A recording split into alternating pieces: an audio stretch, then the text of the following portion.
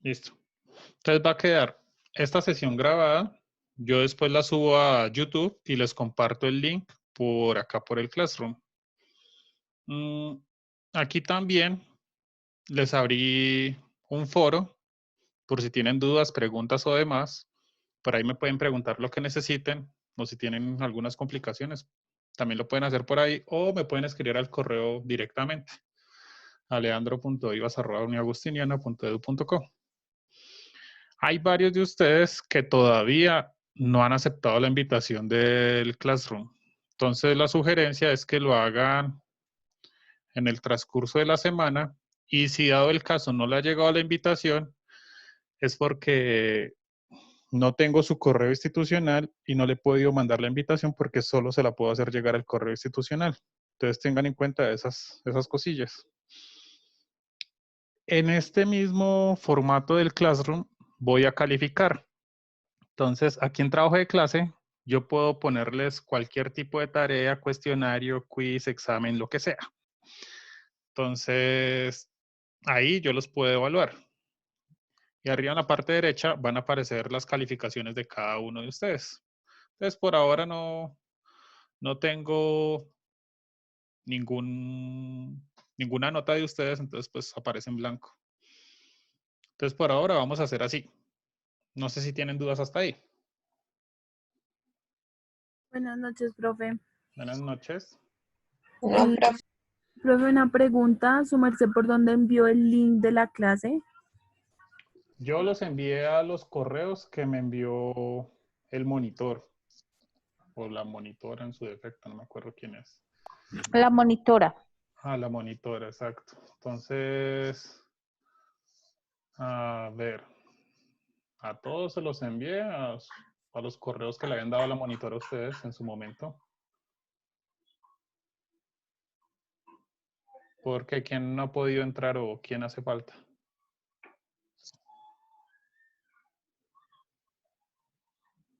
Angie, Daniela. No, profe, ya es que no me había llegado el correo, pero ya le di a actualizar a la página y ahí me llegó el correo. Ah, vale, listo, perfecto. Gracias, profe, qué pena. Bueno, Profe, dime. hay una compañerita mía, Laura Beltrán, que no puede entrar. Que no puede entrar. Sí.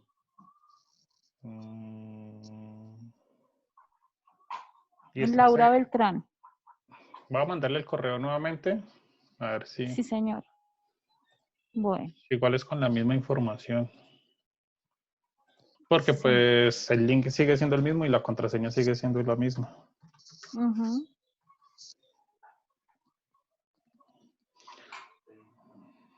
Hay varias Lauras Beltrán. La que es con CE. Laura.Beltrán CE. La de abajito, ella. Bueno. Ya le volví a enviar el link. Sí, señor. Ya le digo. Vale, gracias. Bueno, la universidad ha habilitado también la plataforma Moodle.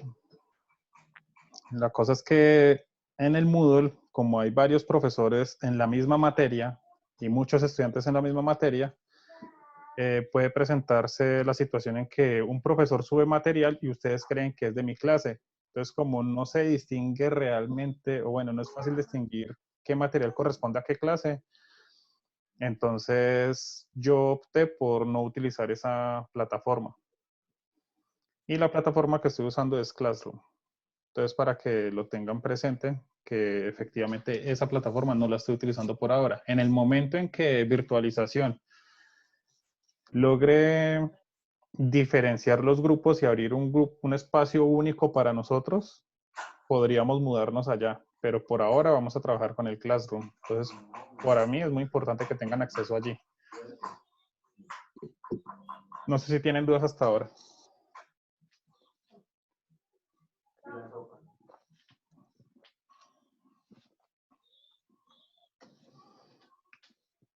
Bueno, con respecto a las calificaciones que vamos a realizar este semestre, la idea es que hay un porcentaje que va para asistencia, un porcentaje muy pequeño, como el 10%, que va para la asistencia en las clases.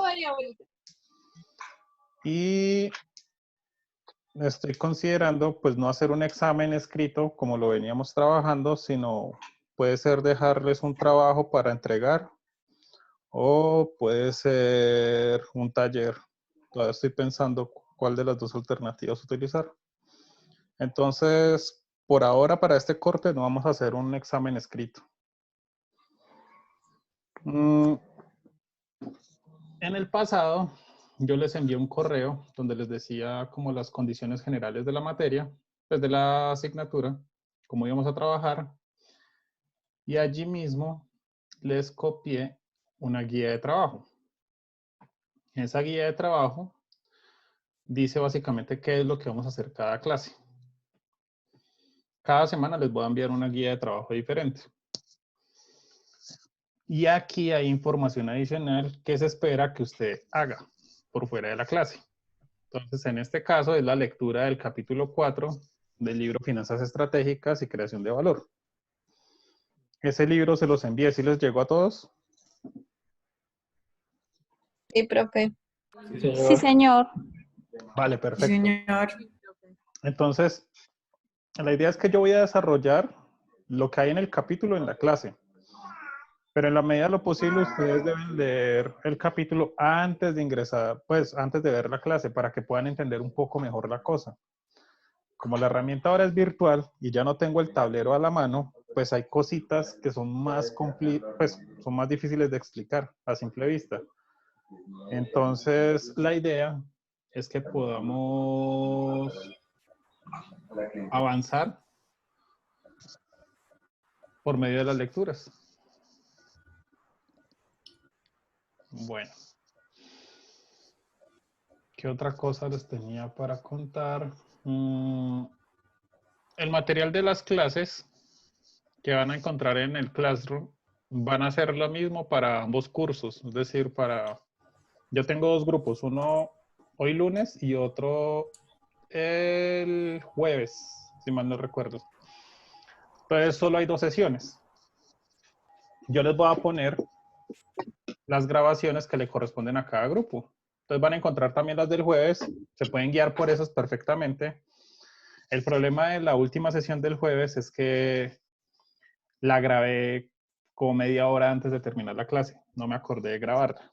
Entonces les encargo a ustedes que por favor me recuerden al iniciar cada sesión, iniciar a grabar. Hoy ya inicia a grabar.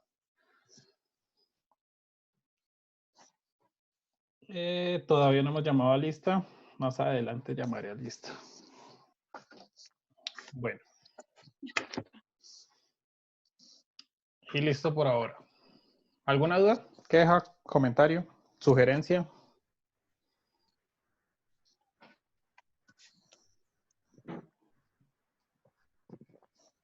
¿Ninguna? Me pueden escribir por el chat. Yo estoy pendiente del chat. O si quieren activar el micrófono y comentarme en las dudas que tengan, pues lo pueden hacer también. Entonces, ustedes eligen como quieran.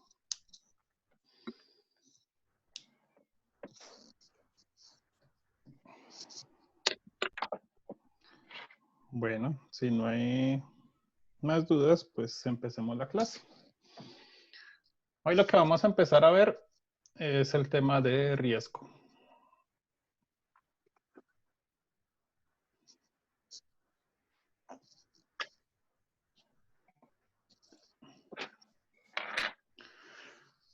Entonces, vamos a hablar del riesgo empresarial. Entonces, el riesgo es una condición que se deriva de varias cosas. La ventaja es que yo en el Zoom puedo rayar. Entonces, el riesgo tiene que ver con la variación del entorno o de cambios en variables. Por ejemplo, en la contratación, por ejemplo, en las condiciones legales, en fin. Entonces, hay variaciones, fluctuaciones que tienen un riesgo asociado. Si la variable que estamos revisando varía demasiado, alta variación, pues en términos financieros podemos decir que es volátil. Entonces lo que queremos es que las variaciones sean pequeñas en un entorno empresarial. Por ejemplo, yo a una empresa pequeña, lo ideal es que si tenemos un ingreso de dinero, el ingreso sea constante en la medida de lo posible y que no tenga fluctuaciones muy fuertes, ni picos muy altos, ni caídas muy fuertes. En general, las empresas quieren como picos, es decir, por ejemplo, un aumento de ventas. Pero a veces eso se ve compensado con caídas muy abruptas en las ventas. Un ejemplo de eso, el mercado de los cuadernos. El mercado de los cuadernos tiene picos muy fuertes en enero y por allá en junio, julio. Pero una vez pasa ese pico, las ventas caen por completo. Entonces, parte de la variación puede llevar a una medida, pues puede llevar consigo riesgo. Entonces, si nosotros en el mercado de los cuadernos tenemos ingresos muy altos, picos muy altos y de luego caídas muy abruptas, si nosotros no logramos cumplir el pico al punto de equilibrio, que ya después vamos a mirar que es una media punto de equilibrio, podríamos tener problemas a la empresa futuro porque la empresa no va a tener ingresos sostenidos por un buen tiempo. Entonces, hay que considerar esas variaciones del mercado. El segundo caso es la seguridad. La seguridad, digamos que puede ser una medida de percepción del individuo o también tiene un componente objetivo. Es decir, tiene dos partes, una parte objetiva y otra parte subjetiva. La parte subjetiva tiene que ver con la percepción de seguridad del inversor y la parte objetiva tiene que ver con el cálculo del entorno. Es decir, nosotros a nivel de entorno, ¿cómo podemos percibir la seguridad? Obviamente con algunos indicadores. Por ejemplo, si lo llevamos al caso de la seguridad pública, el índice de criminalidad o por ejemplo la muerte violenta, como los tiene estandarizado la medicina legal, puede ser una medida de seguridad. Entonces, cuanta más muerte violenta puede haber en una población, pues menor seguridad se percibe allí. Otra forma, hablando en términos públicos, en el pie de fuerza de la policía. Cuantas más personas hay o más policías hay por metro cuadrado o por cuadrante, si lo quiere usted, mayor percepción de seguridad tienen los individuos. Entonces, hay que empezar a estandarizar algunas medidas alrededor del riesgo para poder cuantificar o poder tener una idea de qué tan riesgosa es una situación para una empresa. El segundo caso es el tercer caso es la certidumbre. La certidumbre tiene que ver con los sucesos futuros. Entonces, si nosotros conocemos a plenitud qué va a pasar a futuro, nosotros tenemos certidumbre y vamos a tener poco riesgo. Por ejemplo, si en este momento nosotros supiéramos con certeza cuando se crea una cura para el coronavirus, por ejemplo, toda la industria y todas las personas se van a ajustar a esa fecha, si existiera la certeza. Entonces, algunos podrían decidir suspender trabajos, otros podrían ampliar trabajos, dependiendo de la fecha, si la fecha es corta o la fecha es larga. Entonces, conocer sucesos futuros me permite a mí, como empresa, minimizar los riesgos. Y la última tiene que ver con la percepción. La percepción, como ya les había dicho, es una categoría subjetiva al individuo. Es decir, cada persona tiene una idea alrededor del riesgo. Y eso se puede explicar desde los perfiles de riesgo. Que básicamente los podemos reducir a tres. El primero es averso al riesgo. El segundo es amante al riesgo. Y el último es indiferente al riesgo.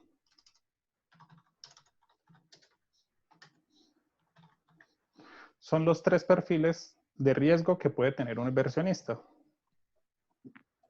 Entonces, Profe, dime. perdón, ¿qué es averso? Averso es que no le gusta, es decir, siente malestar frente al riesgo. Ok. Es como el antónimo de amante. El amante al riesgo es que le gusta el riesgo, el averso al riesgo es que no le gusta para nada el riesgo. Entonces, Gracias, profe. vale, con gusto. Entonces, en el caso de los perfiles, se evalúan en función de la probabilidad. Entonces, todos los perfiles de riesgo se pueden evaluar en términos de la probabilidad.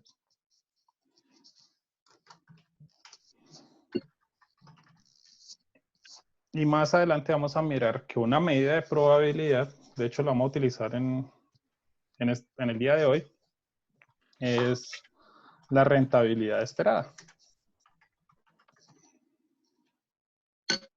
Esa va a ser nuestra primera medida de probabilidad. Entonces, si yo tengo un individuo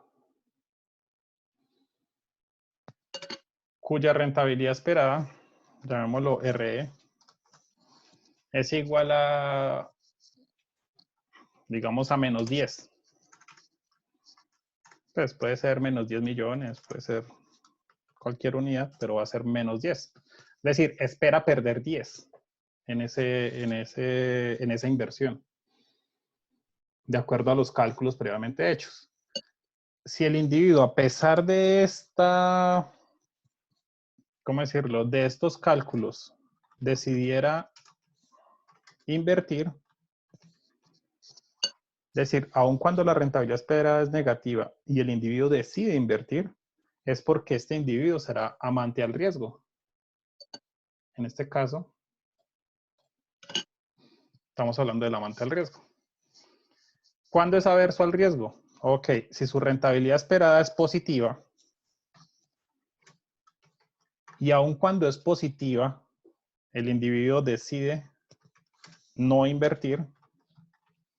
Esta situación se presenta cuando este individuo es averso al riesgo. Es decir, no le gusta para nada el riesgo, aun cuando puede estar ganando. Él decide, no invierto. Entonces, en el amante se espera que pierda y aún así decide invertir. En el averso al riesgo, decide no invertir aun cuando va a ganar.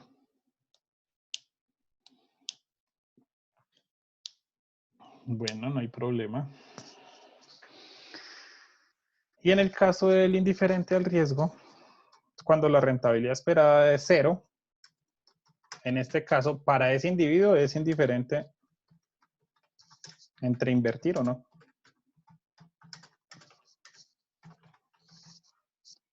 Entonces, esas son como las 3 características de los perfiles de riesgo. Entonces, el riesgo empresarial también tiene un componente de subjetividad y esa subjetividad va sobre la alta gerencia.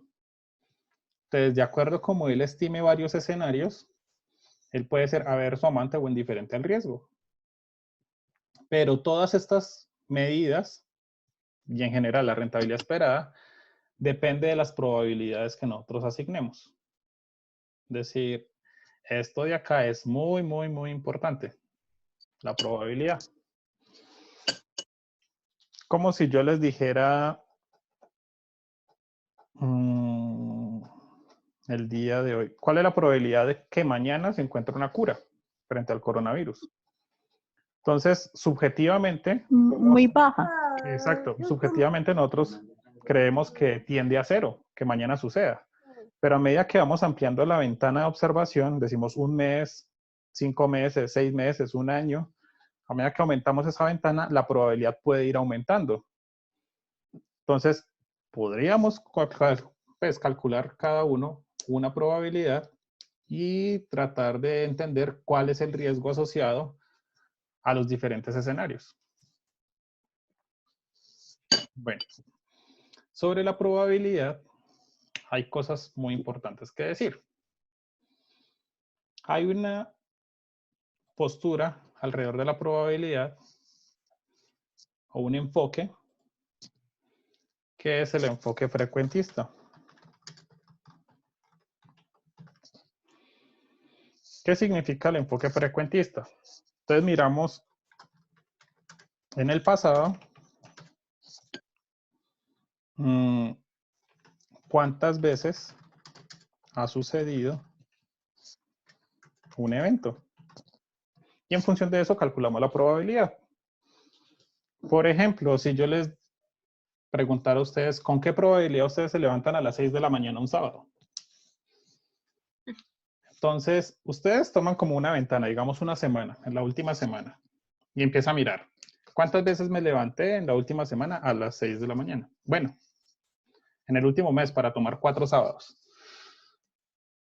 Entonces, si usted en ninguno de esos 4 días se levantó a las 6 de la mañana, la probabilidad sería 0.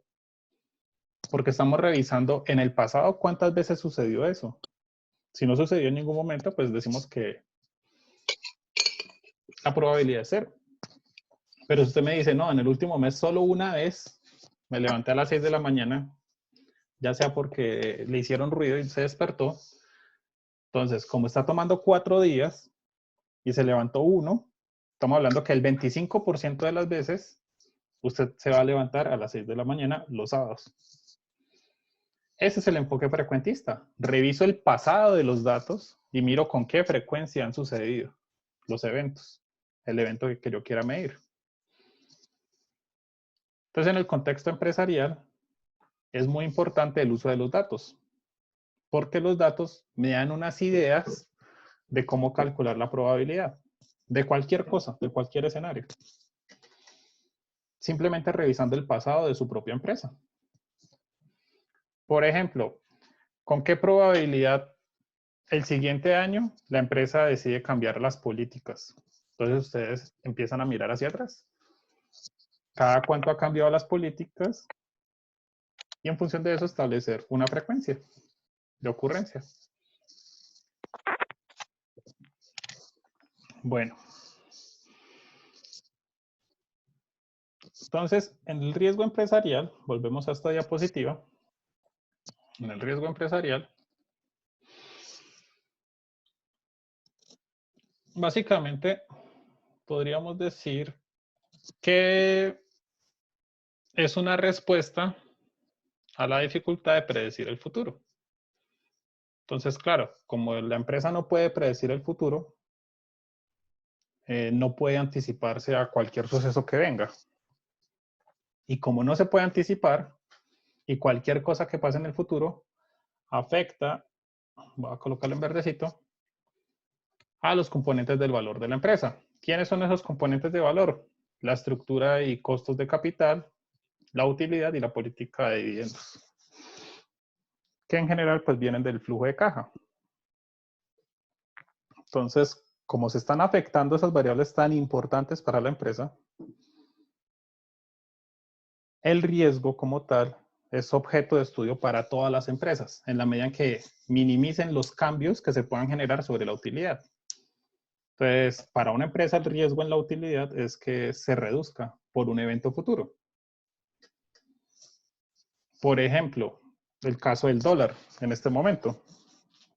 Si el dólar está por encima de 4.500 y usted importa, por ejemplo, partes de un computador, en este momento usted tiene problemas, porque cualquier importación que haga se va sobre ese valor de dólar de 4.500. Y eso directamente le va a pegar al precio que usted va a cobrar a sus clientes y va a pegarle a su utilidad. Y como el precio lo absorben los clientes, por efectos de elasticidad, también le pega al flujo de caja. ¿Por qué? Porque van a haber menos ventas. Si usted aumenta precios, pues espera que las ventas se reduzcan. Es un efecto natural del mercado. Entonces, en este contexto vamos a hablar del riesgo empresarial. ¿Puedo borrar todo esto? No, profe, aún no. Por favor. Yo espero, no hay problema. ¿Dudas hasta este momento?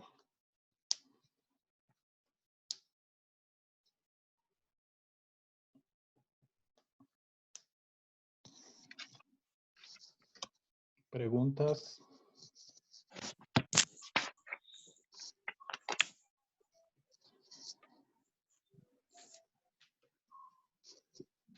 Profe, Dime.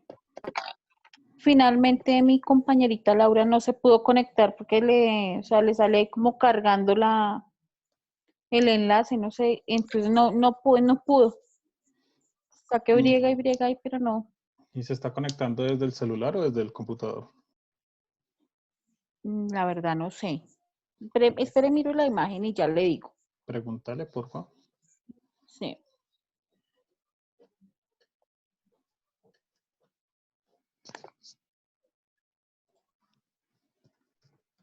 Desde el computador.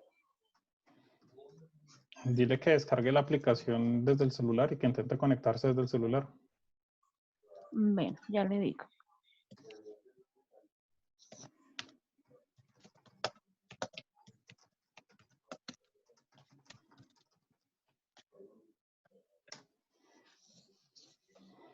¿Listo? ¿Ya puedo seguir?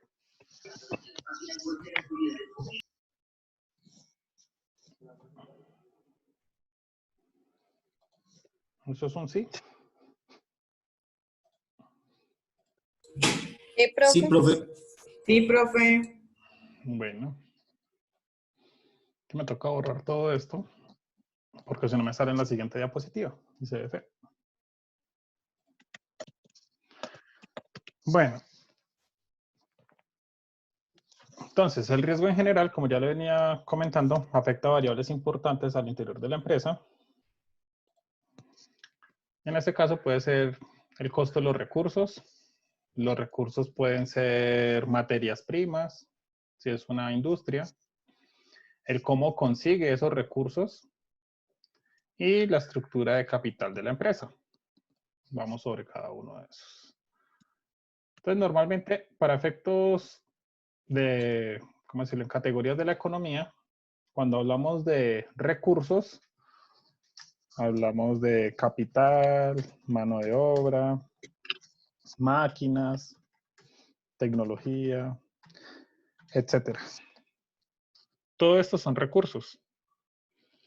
Su consecución tiene que ver con su proveedor, es decir, de dónde está obteniendo esos recursos.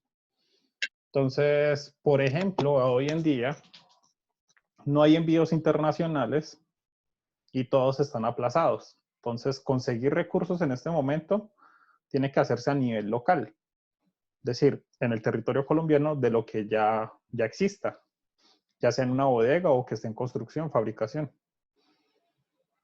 Entonces, el riesgo puede dificultar la consecución de esos recursos. Otro ejemplo, por ejemplo, en Brasil, no recuerdo exactamente cuándo, pero el boom cafetero en Colombia se debió a una crisis en Brasil. Esa crisis en Brasil viene de una helada que llevó a que el café escaseara en el mundo. Entonces, el mundo en general no podía conseguir café. Por efectos de ley de oferta y demanda, eso llevó a un crecimiento o a un aumento del precio del café. En ese momento, Colombia aprovechó el alto precio del café, empezó a producir café y por exportaciones, digamos que empezó un proceso de, ¿cómo decirlo?, como medio industrialización o de tecnificación en Colombia alrededor del café por un problema en la consecución de recursos a nivel internacional, en este caso por una helada en Brasil, que dañó varias cosechas de café. Entonces, un ejemplo, en el caso de Brasil, cómo pudo haber riesgo alrededor de un fenómeno climatológico. Y eso también puede afectar la estructura de capital. La estructura de capital, pues básicamente es de dónde se provee dinero para financiar proyectos de inversión. Estos proyectos pueden estar priorizados al interior de la empresa y normalmente tienen dos fuentes de financiación. Entonces uno con recursos internos, que normalmente viene de los socios, y otro con recursos de terceros, que normalmente vienen de entidades de financiamiento. Entonces, en el caso de los socios, se pide un rendimiento mínimo o una TIR mínima. Y en el caso de las entidades financieras, pues se pide una tasa de interés en contraprestación. Entonces, cada uno de estos dos enfoques tiene sus consecuencias positivas y negativas. En el caso de los socios, el riesgo lo asume el socio porque a efectos legales, las empresas liquidan todas sus deudas primero a terceros en el caso de una bancarrota y por último liquida a socios. Es decir, después de asumir todas las responsabilidades de corto y largo plazo, se reparte entre los socios. ¿Cuál es el problema de los socios? Que normalmente tienen una tasa de retorno mucho más alta que la tasa de interés del mercado. Entonces suele ser más costoso financiarse por socios que por entidades financieras para una empresa. En el caso de las entidades financieras, es mucho más barato financiarse por allí. Pero digamos que depende del ciclo de vida de la empresa, se pueden acceder o no a sus recursos por una cosa que llama el colateral, que ya más adelante vamos a ver qué es el colateral. Bueno.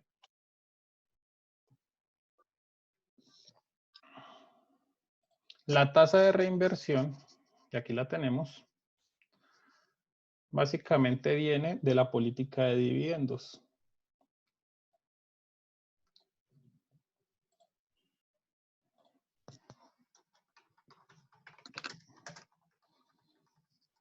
Y ese, a su vez, viene de las utilidades generadas en el ejercicio de la empresa. Entonces, sobre las utilidades generadas, se establecen políticas de dividendos que pueden corresponder a un valor porcentual. Digamos, sobre las utilidades puede ser el 60%. ¿Qué implica eso? Que la tasa de reinversión de esta empresa es el 40% de las utilidades. Esa tasa de reinversión es importante porque le va a permitir, ¿cómo decirlo?, financiar los proyectos con capital interno. Entonces, yo los hago otro color. Esto es importante porque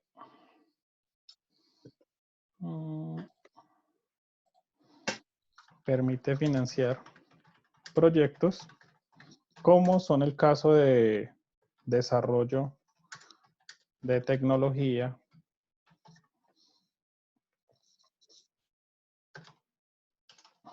y aquí también viene la innovación. Entonces digamos que desarrollar tecnología o hacer innovación es un proyecto desde el punto de vista de la empresa. ¿Eso qué me va a permitir? Generar nuevos productos, por ejemplo, o reducir costos que hacen cambiar el ciclo de vida del producto o de la empresa en el largo plazo. Por ejemplo, el caso de las tablets, del iPad. El iPad originalmente, como se pensó, es muy diferente al iPad de hoy en día. Entonces, se han ido mejorando varios componentes, como su procesador, como su memoria, su cámara, su táctil. Y todo eso viene de desarrollos tecnológicos. Entonces, eso ha permitido que el iPad como producto cada vez se reinvente, por decirlo así, y genere nuevo crecimiento dentro de la empresa. Entonces, bueno, en últimas, el desconocimiento del futuro, que es lo que genera el riesgo, también genera políticas inciertas de dividendos. En este caso, por ejemplo, una empresa que no tenga claro cuánto recibe y que vive el día a día, por decirlo así, difícilmente va a tener claro cuál es la utilidad del ejercicio y difícilmente va a generar una política alrededor de eso.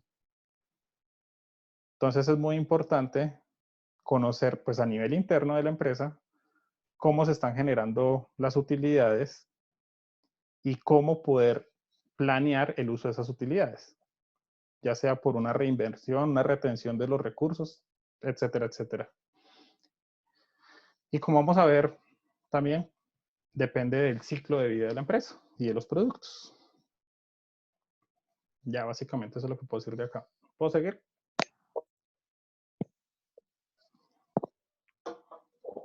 Profe, dame un momento, por favor. Bueno, yo espero.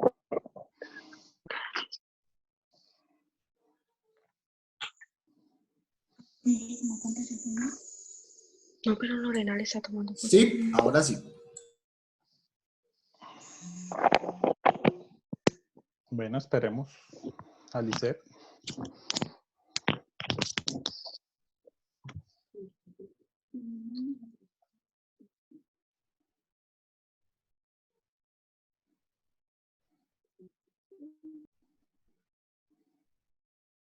Listo, profe, gracias. Bueno, perfecto. Ya lo que les comentaba, a mí me toca borrar porque todo lo que rayé se va a ver en la siguiente diapositiva. Entonces, pero pregunto antes de borrar, que ya me ha pasado que borro y todos, no. Bueno, entonces una definición de riesgo. Digamos que ustedes se pueden encontrar en diferentes definiciones de riesgo, dependiendo del libro y la postura y la forma en que se esté midiendo. Pero para nuestro curso vamos a trabajarlo como la probabilidad de pérdidas. Entonces, vuelve el tema de la probabilidad. Entonces, el riesgo está asociado a qué tan fácil, por decirlo así, podemos perder en el ejercicio. Y ya. Y pues básicamente las operaciones van a depender si el escenario es muy riesgoso o no es riesgoso. Es decir, con qué probabilidad se van a presentar esos escenarios. Y aquí vuelve el tema de la estadística. La estadística se aplica muchísimo en finanzas. Y de hecho en esta sección del curso, que es alrededor del riesgo, vamos a utilizar varias medidas estadísticas para medir el riesgo, cuantificarlo, darle un número. ¿Puedo seguir? Sí, Sí, profe. señor. Bueno.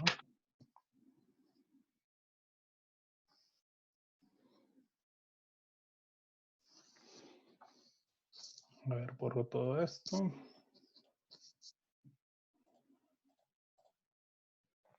Bueno, estas son algunas de las decisiones de una empresa que pueden llevar a condiciones de riesgo.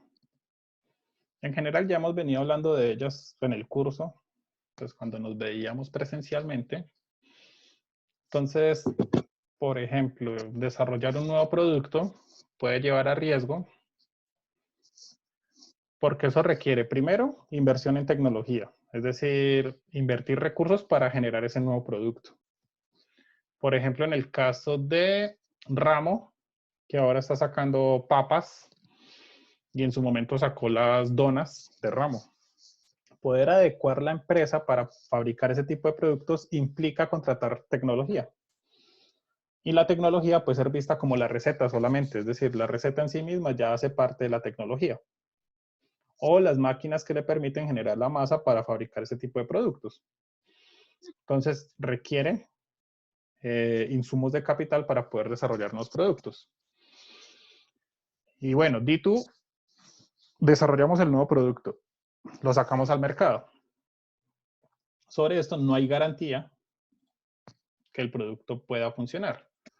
Entonces, depende cómo los individuos tomen el nuevo producto, puede generar pérdidas o ganancias. Entonces, la incertidumbre alrededor de cómo va a reaccionar el mercado genera riesgo. Una forma de minimizar ese riesgo cuando se va a sacar un nuevo producto es hacer estudios de mercado. Normalmente, los que hacen los estudios de mercado, en términos profesionales, suelen ser profesionales del mercadeo Pueden ser economistas y pueden ser ingenieros industriales, por ejemplo. Obviamente hay otras profesiones que se pueden encargar de mirar cómo reacciona el mercado a un producto, pero eso varía de un sector a otro. En términos generales, normalmente el primer llamado allí es el profesional del mercadeo, que es el que hace estudios de demanda, o el economista. Y esa es una forma de minimizar el riesgo. Entonces, tenemos en el segundo caso, implementar una campaña publicitaria. Entonces, implementar una campaña publicitaria es un poco complejo porque hay muchas formas de generar publicidad. Es decir, puede ir desde una valla como tal hasta un anuncio en radio o televisión. Y eso implica altos costos. Normalmente la forma de evaluar qué tanto invertir en publicidad suele ser con un análisis costo-beneficio.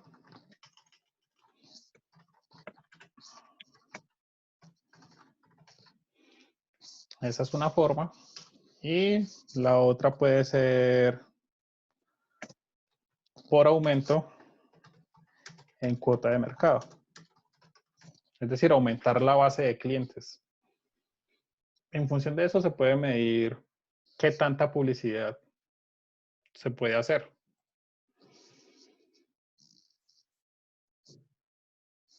Bueno, en el tercer caso tenemos cambio en los precios de los productos y su impacto en la demanda. La medida tradicional alrededor de esto para mirar qué tanto afecta suele ser por medio del estudio de las elasticidades precio de la demanda, que ustedes lo vieron en sus cursos de microeconomía o de fundamentos de economía. Entonces, la elasticidad precio de la demanda me dice qué tanto cambia la demanda cuando yo cambio el precio. Hay varios estudios, por ejemplo, de orden social, como por ejemplo, qué tanto cambia la demanda por empleo si yo le quito la carga impositiva a las empresas. Entonces, que esas son muchas de las políticas del Centro Democrático en cabeza del senador Álvaro Uribe. Entonces, él dice, bueno, nosotros podemos incentivar la contratación de personas si le reducimos la carga a las empresas en términos de impuestos, la elasticidad precio de la demanda. Eso es lo que se está haciendo. Entonces se reduce los impuestos, eso le hace bajar el precio de la contratación a las empresas y se espera que aumente la demanda.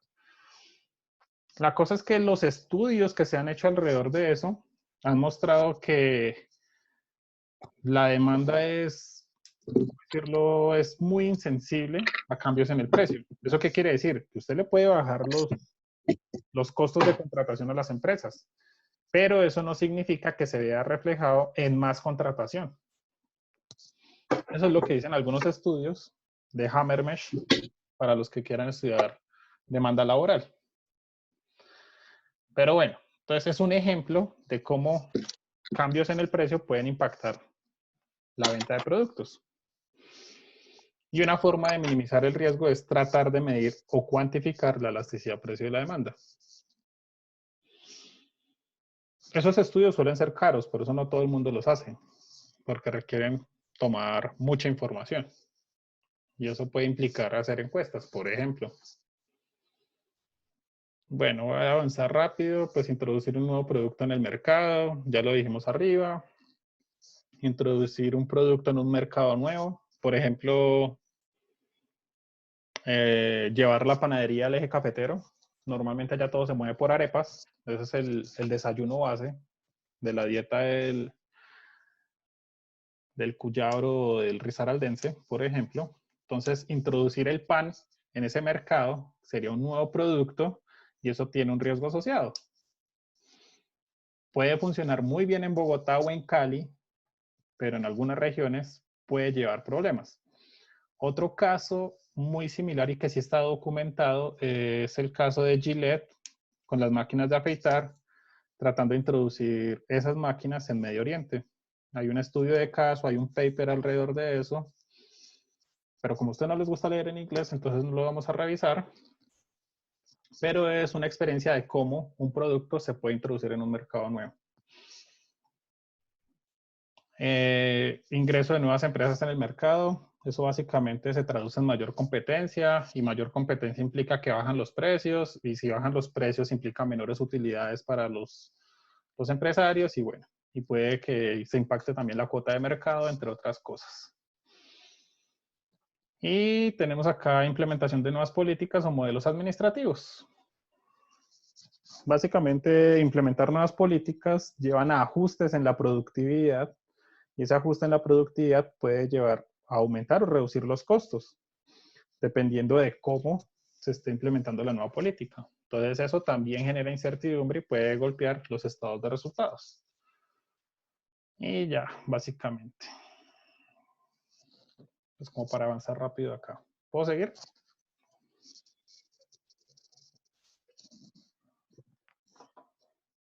Sí, profe. Bueno, voy a ahorrar todo esto.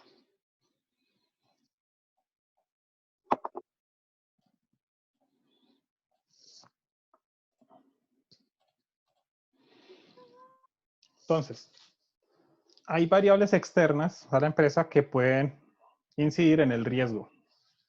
Es decir, que le pueden generar riesgo a la empresa. Ejemplo de eso es el ciclo económico. Creo que ya lo hemos visto en clase, pero pues lo voy a dibujar acá.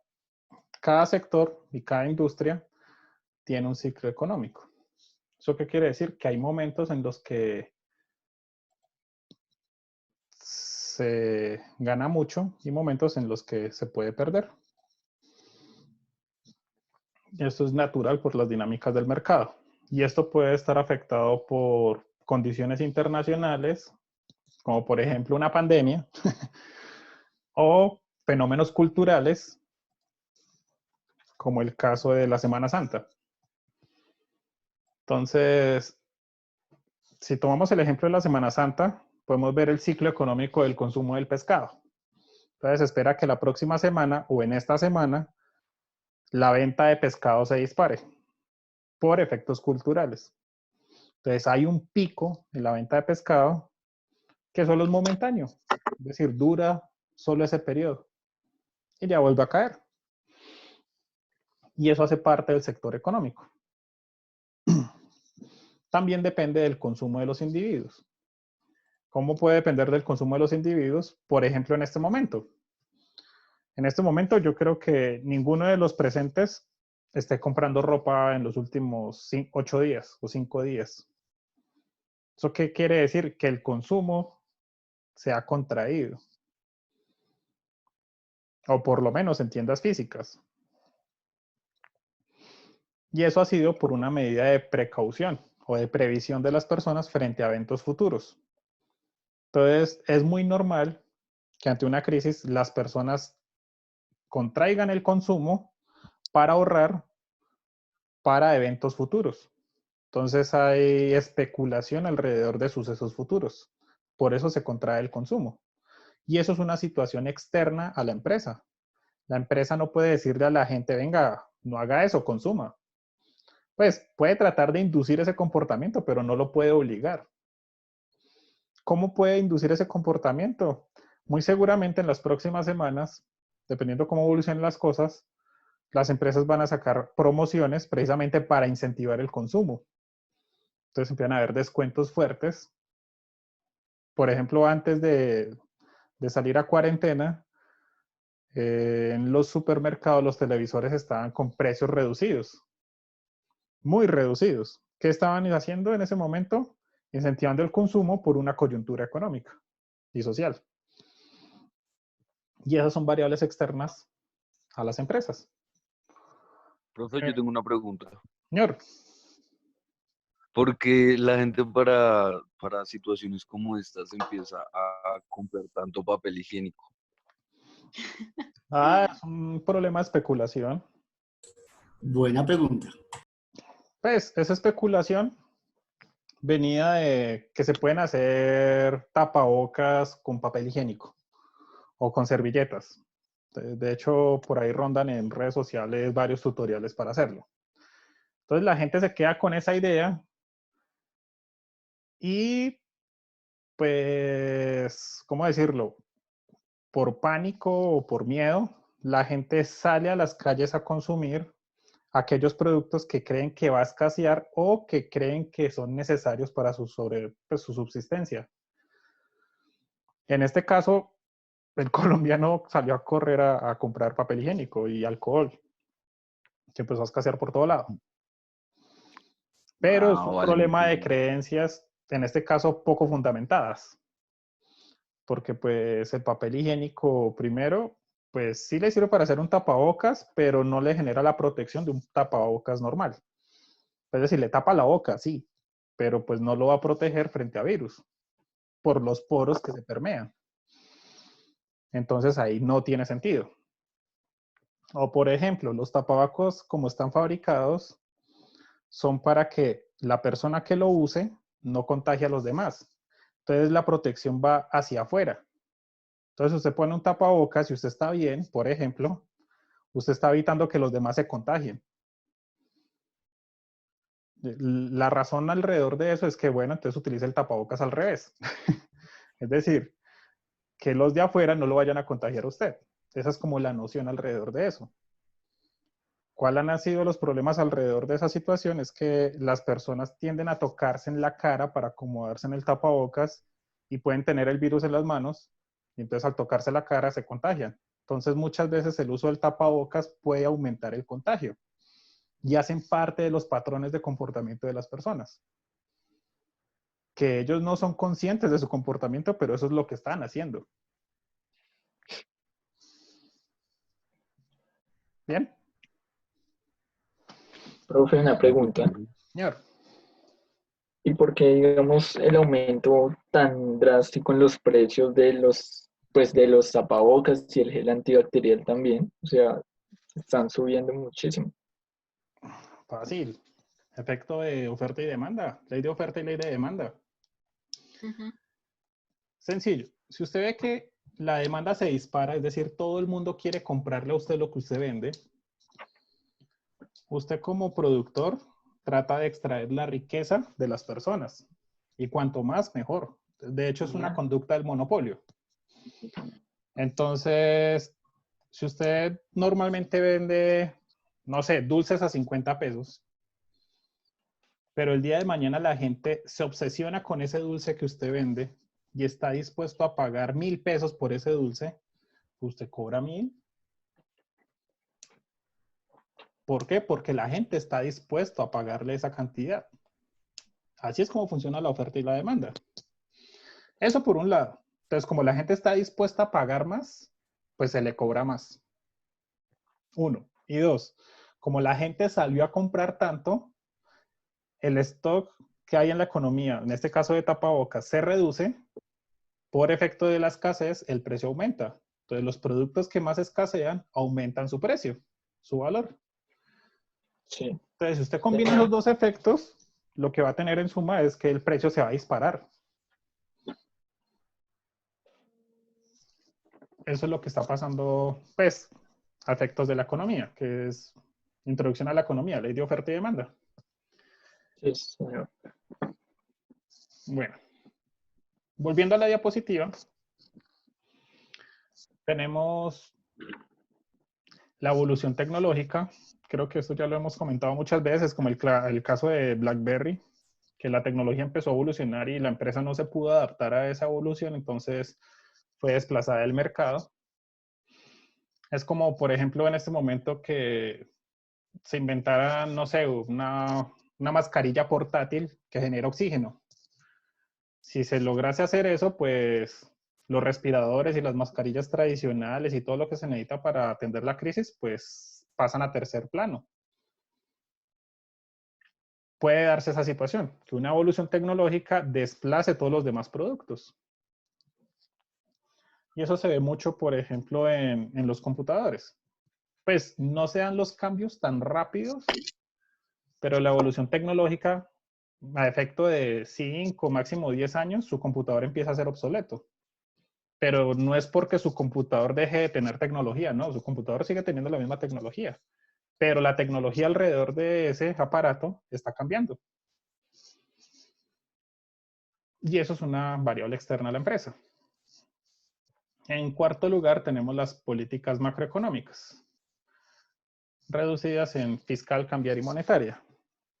Entonces, la política fiscal, por ejemplo, a efectos modernos o a efecto de hoy en día, se caracteriza por una expansión del gasto. Es decir, el gobierno está gastando más de lo normal. La diferencia es que está gastando en unos sectores muy focalizados para tratar de cubrir la crisis de salud pública que hay. Entonces, ese gasto, por ejemplo, si usted se dedica a fabricar alcohol, pues antiséptico, pues muy seguramente se va a ver beneficiado en ese aumento en el gasto fiscal. Porque pues a usted le van a pedir más de ese elemento que usted está fabricando. Entonces, usted puede verse beneficiado por una política macroeconómica en este caso. Mientras que, por ejemplo, en el caso de la política cambiaria, digamos que el Estado colombiano no es lo suficientemente grande como para controlar el precio del dólar. Entonces, esa fluctuación del dólar ha llevado que en este momento sea casi que intratable importar cosas. Se los digo como, por ejemplo, como experiencia propia. Yo tenía compensado comprar unas cosas por Amazon para el computador. Entonces, unos aparaticos allí. Cuando los fui a comprar, pues ya el dólar estaba por encima de los 4.000 pesos. Yo como consumidor que elegí no comprar. Es decir, a ese precio yo no compro eso. Y eso es un efecto del mercado cambiario, es un efecto externo a mí. Yo no decido el precio del dólar, pero yo puedo actuar en función de cómo fluctúe el dólar. Y pues ya la política monetaria normalmente se traduce en liquidez para las personas y si se excede, pues genera inflación. Básicamente. Y ya el quinto, ya lo hemos visto con la política cambiaria, pues que el tipo de cambio también genera riesgo y que viene de lo internacional. De hecho, muchas empresas que hoy en día se dedican a importar o a exportar tienen una crisis por el tipo de cambio. Uno diría, no, pues los que exportan están bien. Pues el problema es que no. ¿Por qué? Porque las barreras están cerradas, porque no hay logística internacional, porque así como se contrae el consumo acá, se contrae en el extranjero. Entonces, por ejemplo, usted es productor de flores. Usted lleva sus flores a Estados Unidos, pero si allá nadie las compra, entonces, ¿qué hacen los almacenes en Estados Unidos, por ejemplo, como Walmart? Pues va a decidir no importar más flores hasta que la gente no vuelva a sus supermercados o hasta que no vuelva a la cotidianidad. Entonces, el mercado de las flores también se puede ver golpeado por una condición internacional, a pesar de que el tipo de cambio le favorece.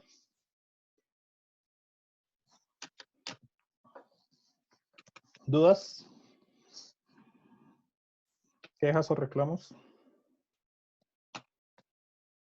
No, señor. No. Bueno. No. Sigamos.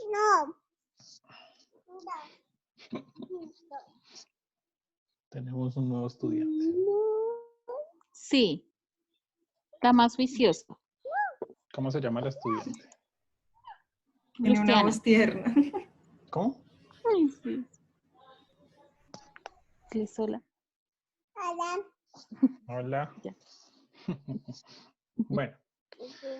Entonces tenemos variables internas que pueden generar riesgo. Entonces, por ejemplo, ustedes son expertos en esto, en el tema de los costos. Digamos, si no se tiene cuantificado o no se tiene bien estandarizado los costos, pues no podemos saber el origen de cada uno de ellos. Pues si quiere utilizarse el modelo ABC, por ejemplo, conocer los costos le permite a ustedes en últimas saber desde dónde se puede estar originando la riqueza y saber cómo poder aumentarla si se pueden controlar los costos. Es decir, es una medida de sensibilidad de la empresa frente a su actividad productiva. Otra variable interna son las ventas. Normalmente las ventas, digamos que se pueden controlar aparentemente con estrategias de mercadeo y merchandising, que es posicionamientos de marca o posicionamiento de producto, o postergar la vida del producto, bueno, en fin, varias cosas alrededor de las estrategias de ventas. También la tecnología de producción. La tecnología de producción básicamente se entiende por, no sé si se los escribo, cómo se combinan los insumos para obtener productos. Entonces se vuelve como una receta. Por ejemplo, si su producto es llamadas de call center, entonces sus insumos son personas, una plataforma, una infraestructura virtual y pues computadores y diademas para las personas. Entonces, ¿cómo mezcla usted todos esos aparaticos? Y las personas, obviamente, es su tecnología de producción. Cuanto menos recursos usted necesite para producir lo mismo, va mejorando su tecnología, por decirlo así. La liquidez es muy importante. De hecho, ustedes por allá en finanzas corporativas y en análisis financiero, en alguna de las dos, vieron algunas medidas de liquidez. Básicamente, la liquidez le permite a la empresa cumplir obligaciones de corto plazo.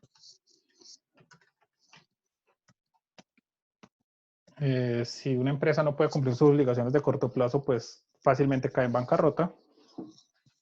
Y por último, la estrategia de precios, que ya lo habíamos mencionado, porque los cambios en precios pueden afectar la demanda. Por ejemplo, hay empresas que deciden reducir los precios, creyendo que eso va a tener un impacto muy grande en la demanda. Y puede generar un cambio, pero puede ser muy minúsculo por efectos de inelasticidad al precio. Entonces, hacer estudio alrededor de precios es muy importante para las empresas. Y pues sobre precios depende también, por ejemplo, de la estructura de mercado. La estructura de mercado, es decir, usted como empresa es su mercado cómo está compuesto. Si trabaja bajo competencia, si es un oligopolio o si es un monopolio. Y si es un oligopolio, eso tiene variantes. Entonces usted puede ser el líder, o usted puede ser seguidor, o puede ser una competencia monopolística, o puede ser un cártel. Entonces son unos pocos que se unen y fijan precios de monopolio. Entonces depende mucho de la estructura en la cual está su industria, se pueden tomar estrategias alrededor del precio. Y todo eso se determina a nivel interno. Pues la estrategia del mercado viene dado externamente, pero pues usted puede decidir la estrategia sobre precios, de acuerdo a lo que usted observa. ¿Vamos bien?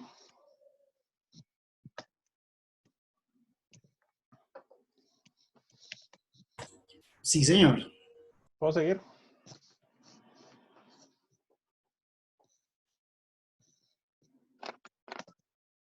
Sí, señor. Bueno. Entonces voy a borrar todo esto. Sí.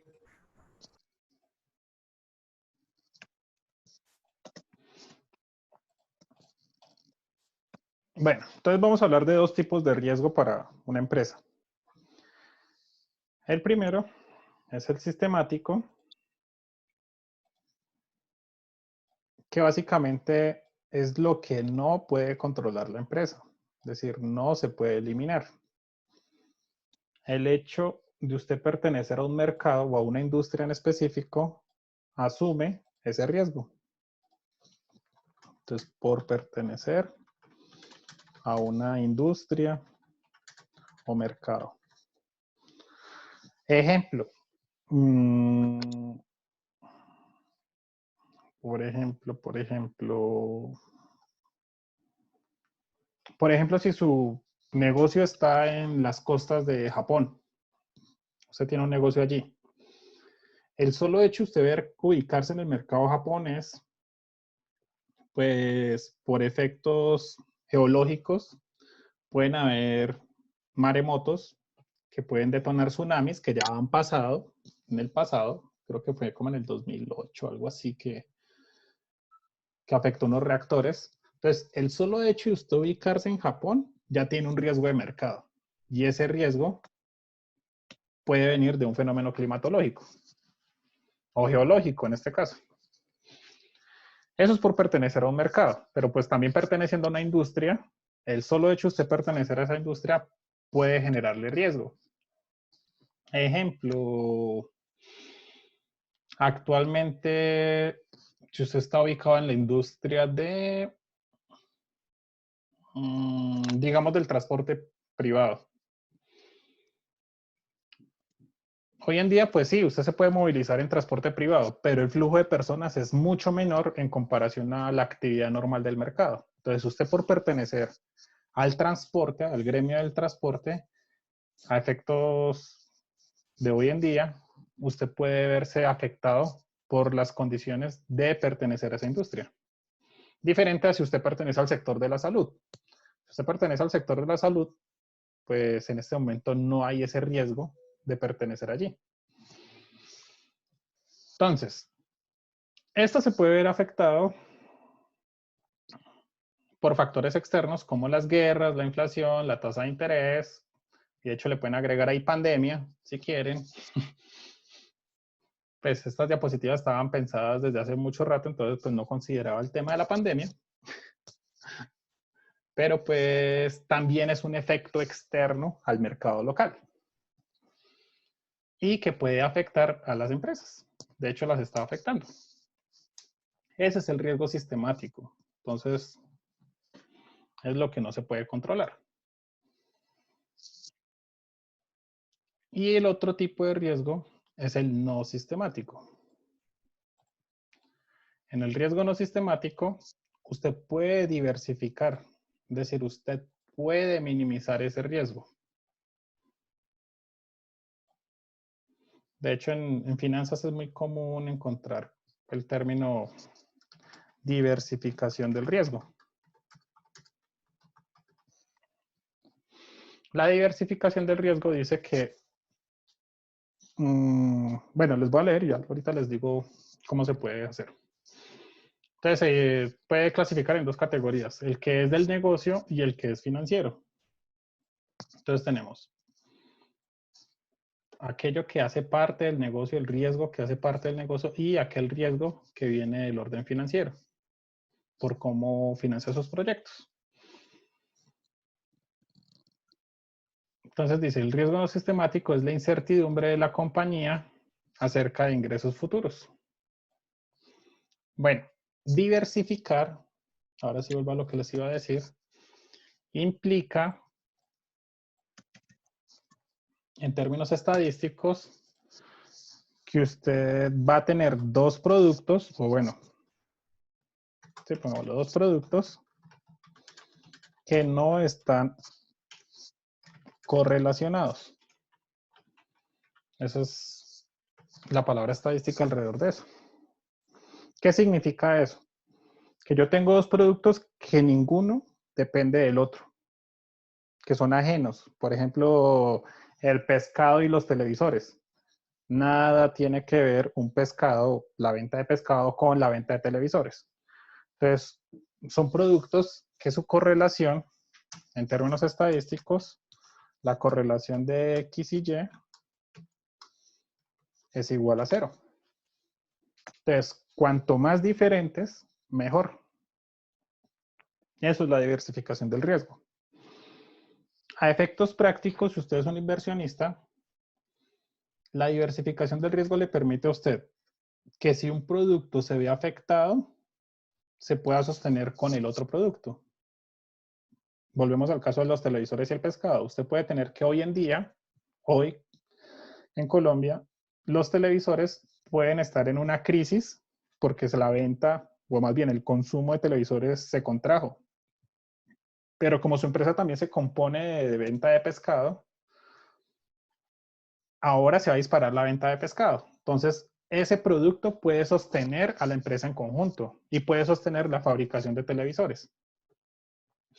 Ejemplos de esos, por ejemplo, está Microsoft, que Microsoft tiene el sistema operativo de Windows, fabrica computadores, tiene consolas de videojuegos y ha intentado incursionar en otros estándares de entretenimiento como la televisión y bueno, y cosas así por el estilo.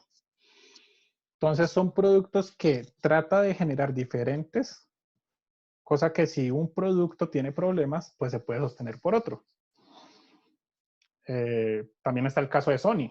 Sony tiene televisores, equipos de sonido, audífonos, videojuegos. ¿Qué más tiene Sony? Producción de sonido a nivel profesional,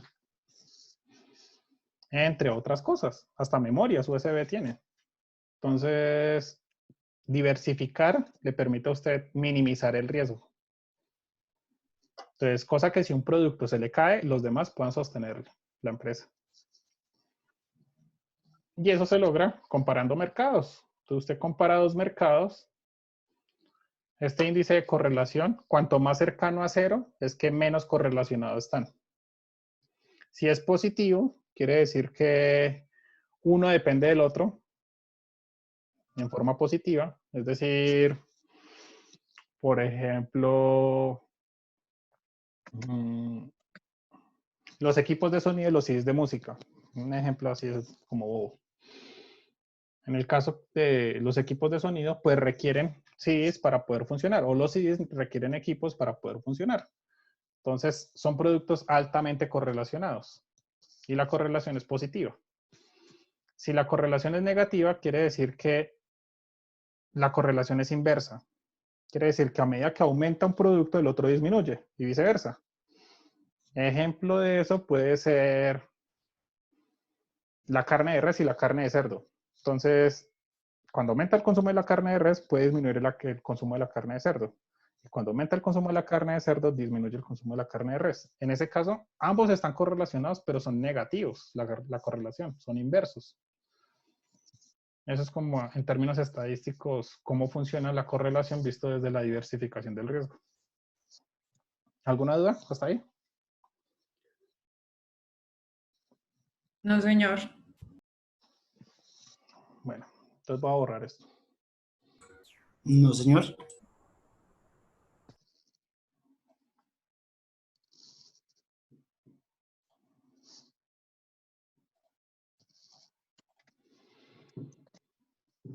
Bueno, lo que les venía diciendo, el riesgo, digamos que el no sistemático se descompone en el del negocio y en el financiero. En el del negocio, pues básicamente se ve afectado la utilidad, ya aquí está. La utilidad operacional después de impuestos. La utilidad operacional después de impuestos es importante en la medida que no considera las deudas, sino considera la utilidad del ejercicio venida después de haber ejecutado la operación y después de haber pagado sus compromisos con el Estado. Entonces se puede tener una empresa muy endeudada, pero que tiene utilidades operacionales positivas. ¿Eso qué quiere decir? Que la empresa puede ser sostenible en el largo plazo, pero en el corto plazo tiene unos compromisos de deuda que pueden ser muy altos, pero no quiere decir que la empresa no esté generando utilidades. Entonces, nosotros nos concentramos mucho en la BODI, es porque así podemos determinar si un negocio es rentable en la medida que nosotros queremos o no, porque lo podemos comparar directamente sobre la tasa interna de retorno del inversionista. Entonces, si la tasa de retorno del inversionista es menor a la utilidad operacional después de impuestos, el inversionista puede verse incentivado a comprar ese negocio. Por ejemplo.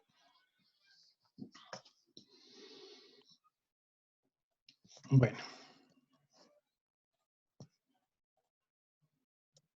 Y bueno, el riesgo depende mucho de en qué etapa está la empresa. Entonces podemos clasificar 4 etapas a nivel general. Una introducción, una de crecimiento, una de madurez y una de declive. En la etapa de introducción, lo que busca la empresa es posicionar su producto. Entonces se enfoca en un solo mercado. Entonces, si la empresa pretendiera introducir nuevos productos, aumentaría el riesgo en este caso. ¿Por qué? Porque en la introducción de la empresa, lo que se busca es posicionar un producto y ese es el producto estelar, el producto exitoso. De hecho, visto desde estas se llaman las startups, es buscar ese producto que le permita a la empresa crecer exponencialmente. Eso es lo que buscan de fondo las startups.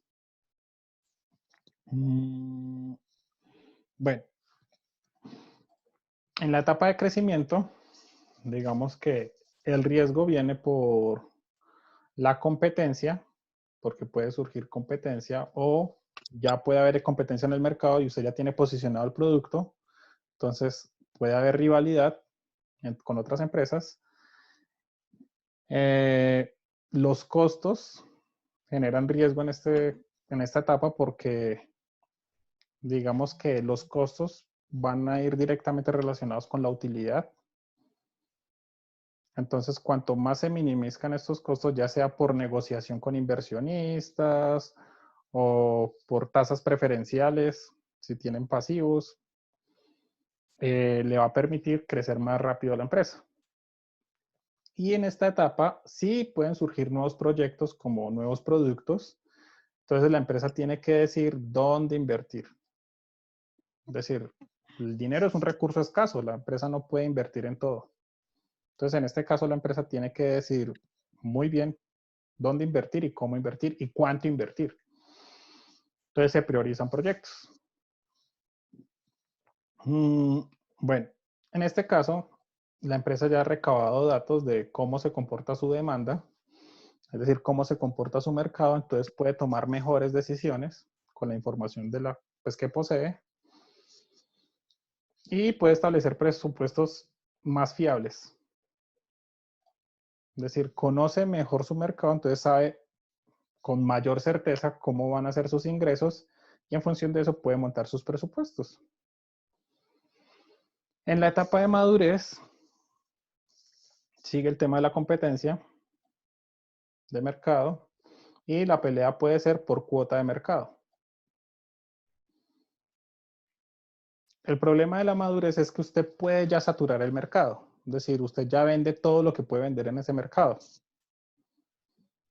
Entonces, ampliar la utilidad o las ventas solo se puede conseguir si usted se instala en un nuevo mercado. Entonces, el problema es que si el mercado ya se saturó, sus utilidades van a estar estandarizadas. Siempre van a ser la misma si usted sigue vendiendo lo mismo. Un ejemplo de eso, no sé, tú los pañales en Colombia. Si usted tiene una empresa de pañales y ya alcanzó la cuota de mercado, es decir, ya saturó el mercado, todo el mundo compra su pañal. Entonces, lo normal, lo natural en la empresa para superar esa barrera de saturación del mercado es incursionar en un nuevo mercado. ¿Qué hace usted cuando incursiona en un nuevo mercado cuando está en una etapa de madurez? Es como resetear la cosa. Es decir, usted vuelve a la etapa de introducción. Entonces usted ya tiene un mercado en el que ya es maduro y está ganando sus utilidades proyectadas y puede incursionar en un mercado donde empieza usted a introducir ese producto. Un ejemplo de eso son las empresas multinacionales, por ejemplo como Falabella. Falabella estaba localizada en Chile inicialmente. Entonces se puede decir que allá alcanzó su etapa de madurez. ¿Cómo puede volver a crecer? Introduciéndose en nuevos mercados. Entonces ha venido a Colombia, creo que llegó a México y así sucesivamente. Ha tratado de invadir nuevos mercados. Y allí ha ido creciendo y vuelve al punto de madurez. Ese es el ciclo natural. Entonces, si quiere volver a crecer, pues tiene que buscar a dónde más expandirse, a dónde más localizarse. Bueno, ¿qué hay de interesante acá? No hay nada más interesante acá. Y ya la etapa de declive El problema viene desde la innovación. Si usted no tiene innovación en su empresa, en sus productos, pues y ya saturó el mercado, puede llegar nueva competencia o puede haber desarrollos tecnológicos que lo aíslan a usted del mercado, lo sacan del mercado. Entonces, la única forma de salir de la etapa de declive es haciendo innovación. El problema es que la innovación implica invertir recursos allí. Y si la innovación no es buena, pues la empresa termina en bancarrota y punto. Entonces, la empresa puede tomar dos decisiones. Una es tratar de innovar en la etapa de declive para mirar a ver si repunta otra vez, es decir, vuelve a crecer en el mercado, pero tiene un riesgo asociado, que usted puede invertir recursos, pero que la innovación no sea suficiente para volverse a instalar en el mercado y pierde aún más. Entonces usted se vuelve como una etapa de lo arriesgo todo por una innovación o me voy con lo que tengo, liquido la empresa como está ahí y capitalizo lo que quedó. Este es el ciclo natural de una empresa. Obviamente el ciclo puede ser largo, amplio o puede ser corto. Depende de la industria y el sector. ¿Dudas hasta acá? No, señor. Bueno. Entonces voy a borrar. Por ejemplo, el mercado del café, pues en este caso las fincas cafeteras, han venido desde hace rato en una etapa de declive. Entonces, la innovación que han venido sacando es el café de origen. Es una forma de generar un nuevo producto.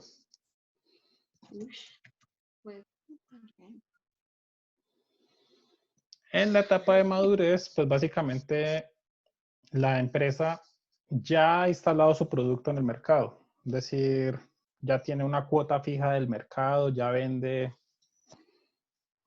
¿cómo decirlo? Habitualmente ya tiene una cantidad que vende. Por ejemplo, los almacenes del éxito tienen un monopolio que ya alcanzó su etapa de madurez. Ya está instalado sobre todo el territorio colombiano, ya compró todas las empresas que podía comprar y la competencia que viene a ser de uno y justo y bueno, por decirlo así, y ARA son tan pequeñas que realmente no le están robando mucha cuota del mercado. Entonces, Éxito es un ejemplo de una empresa en madurez que ya alcanzó su saturación del mercado. Si Éxito quisiera volver a crecer, tendría que buscar un nuevo mercado o desarrollar un nuevo producto.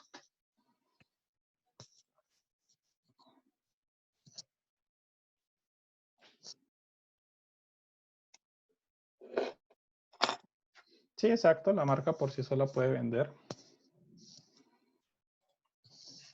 Bueno, y ahora vamos con el riesgo financiero.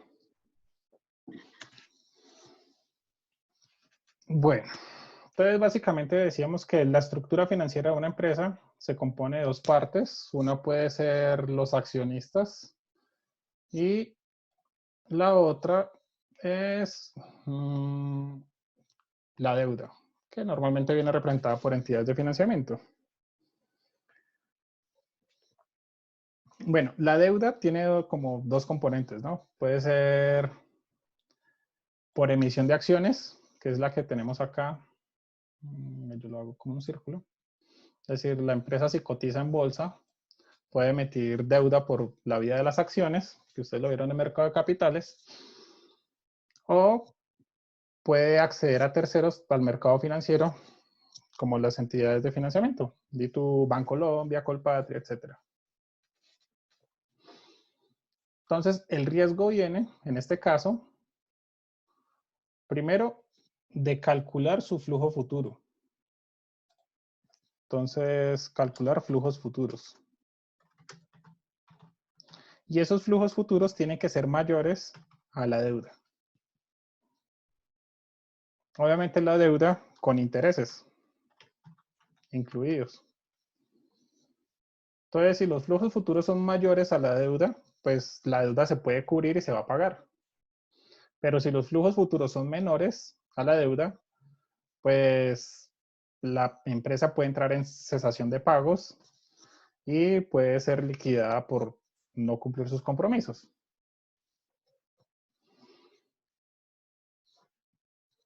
Entonces el riesgo es sobre la previsión de los flujos futuros que le permitan cumplir esos compromisos. Voy a seguir.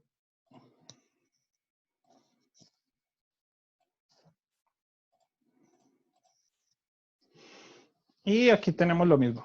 Es decir, hay una etapa de introducción de la empresa en términos financieros, caracterizado en términos financieros porque la empresa, como no tiene colateral, no se puede endeudar. ¿Qué es el colateral? El colateral son activos que soportan la deuda. Por ejemplo, si usted va a solicitar un crédito hoy en día, pues le van a pedir llenar un formulario. En el formulario le preguntan si tiene vivienda que no sea patrimonial o familiar, por ejemplo, si tiene vehículo, sus ingresos, porque todo eso en conjunto son lo que van a soportar su deuda. En caso de que usted no cumpla su obligación, pues el banco en este caso podría echar mano de eso. Entonces el colateral es cómo usted soporta la deuda en términos de sus activos.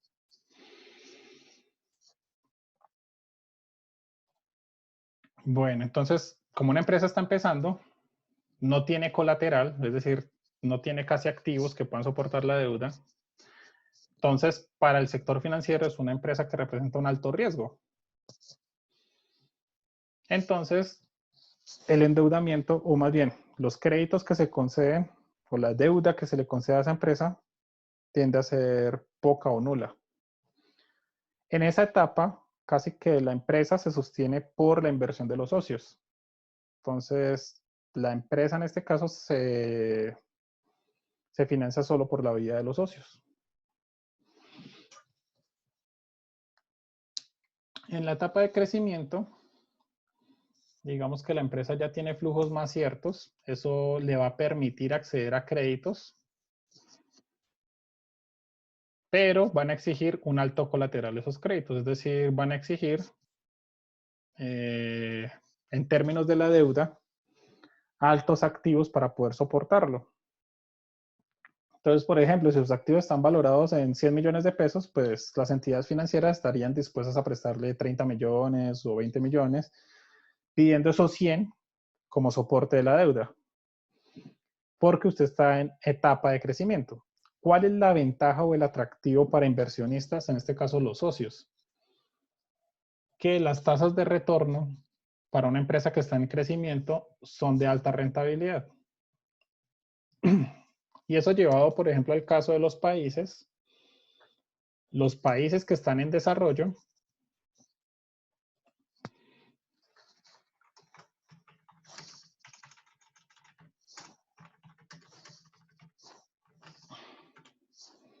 tienen altas tasas de crecimiento. ¿Por qué? Porque están, pues es decir, ¿cómo les explico esta parte?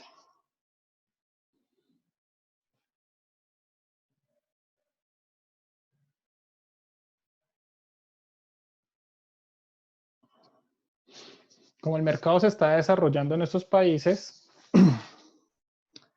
se amplía la cuota de cada una de las empresas. Ejemplo, cuando llegó Apple a Colombia. Colombia, como era un país en crecimiento, se supone que por efectos de escala, las personas tienden a ser más ricas cuando hay crecimiento económico o tienen mayor capacidad adquisitiva. Eso le permite acceder a nuevos productos. Y eso se puede traducir en crecimiento y más compra en ese país.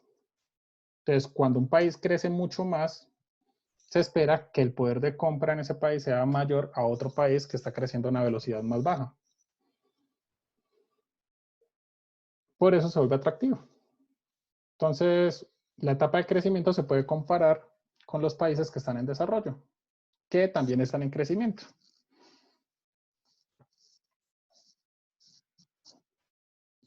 En la madurez,